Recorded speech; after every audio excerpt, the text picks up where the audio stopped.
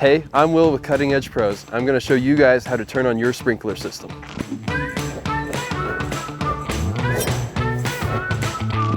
All right, so the first step for turning your sprinkler system back on is to turn all these valves out of their winterized positions and into their startup positions. So basically, you want to take these two valves and close them. You know that they're closed when they're perpendicular to the pipes that they're on. Then you're going to go to these pitcocks here and take a flathead screwdriver and you twist it till these little screws are perpendicular to the pitcocks. So we're down in the basement, and in most of your homes you're going to be down in the basement, and what you're going to look for is this copper piping. And what you're going to want to find specifically is a quarter turn ball valve, most likely. If you're in a home older than 1980, it'll probably be a different kind of valve, but most valves are going to be like this. They have a handle that sticks out. Before you go to turn on the water supply for your sprinkler system, you'll want to make sure that any drain cap on here is screwed on nice and tight so that when you turn the water on, it won't leak out of this cap. Then, if you want to make sure that it's the correct valve to turn on your sprinkler backflow, you're going to follow the copper pipe up through the house. So when I go outside, I was able to verify that this is the pipe that feeds the backflow preventer. That backflow preventer is what feeds all the water to your entire sprinkler system. So you want to turn this into the on position. You know this valve is in the on position when the handle is in line with the pipe, like this handle is.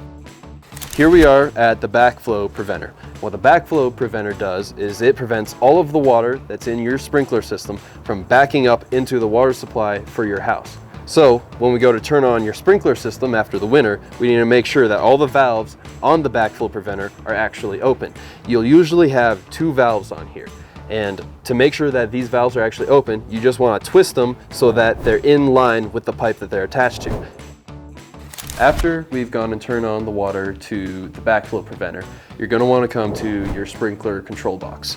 So open up your control box and you're going to have a couple of different options. Every sprinkler control box is a little bit different, but the basic concept is you're going to want to manually run all of your zones. So you're going to click whatever manual option you have and you're going to click station all. And then you're going to set them all for about 3 minutes. You want to give each of your zones enough time to actually push all of the air out of the zones. And the way that you know you've gotten all of the air out is you're going to turn on the zone, you're going to run it, and you're going to hear a hiss of air coming out of your sprinklers or your drip valves or whatever that first zone is. Then you're going to hear water start to bubble into it, and then you're going to finally see a clear stream of water just pouring out of whatever fixtures you have in your yard. So once you have that clear stream of water, you know you've gotten all the air out of the system and your valve is going to operate properly. So you're going to move on to your next zone, and you just do that manually, and then you keep running them for however long you need to until you get all the air out of each of the valves. If you don't know how many valves you have and you don't know if they're all working, the way that you can go in and tell is you're going to pull off the face of your control box. And in there, you're going to see a series of colored wires. You're going to have a white wire, which is your common wire. That supplies the power to all of the valves over in the valve box next to your backflow preventer. And then you're going to have each of these little colors, and each one of those indicates a separate zone. And so that's how you know how many zones you have. So in this house, for example, we have 5 zones. So we're going to want to make sure when we run it that we run through at least 5 zones on here.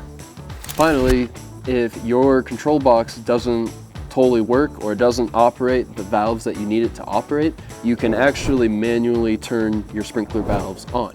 It's super simple. You find your sprinkler boxes, pop off the lid to one of them. It usually just has arrows on the valve that says off or on. Your valves will automatically be in the off position.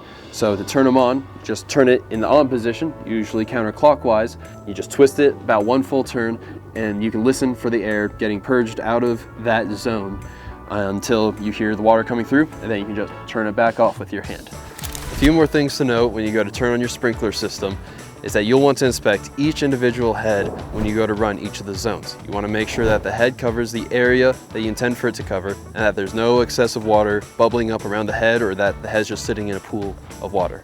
This will probably be one of the only times you actually see your sprinkler system operating, so take a little extra time to make sure it's all in good working order. And that is how you turn on your sprinkler system for the spring season.